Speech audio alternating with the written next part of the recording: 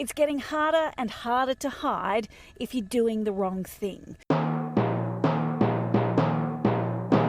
It's those doing the wrong thing driving our record case numbers. Among the most concerning cases, a COVID patient who's tonight on the run from a hotspot. Police and health authorities have issued an urgent appeal. Anthony Karam knows he is COVID positive when he steps into this public lift.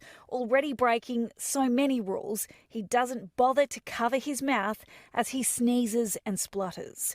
The 27-year-old is still infectious but has gone missing from his Wentworth Point apartment.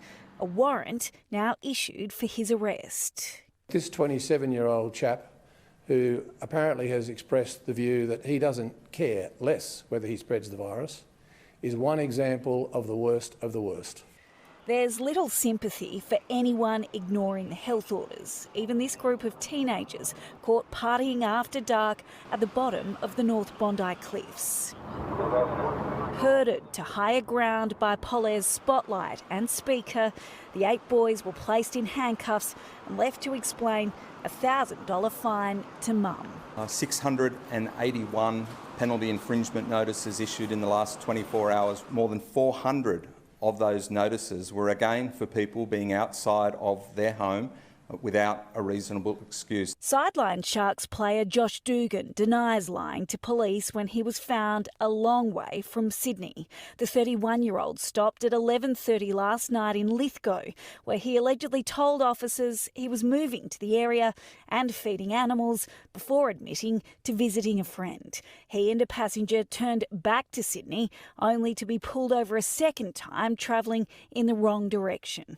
The NRL is investigating and criminal charges could be laid.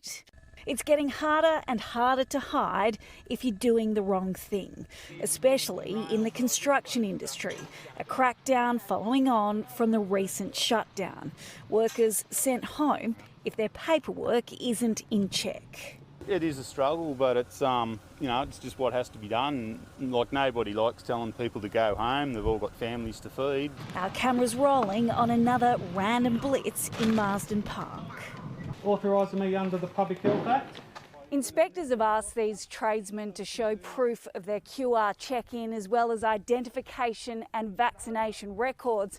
One of the men here is from Campsie and he doesn't have his documentation, so he's being sent home. He may lose a chunk of his pay too if officers follow through with a fine. Tiffany Genders, 9 News.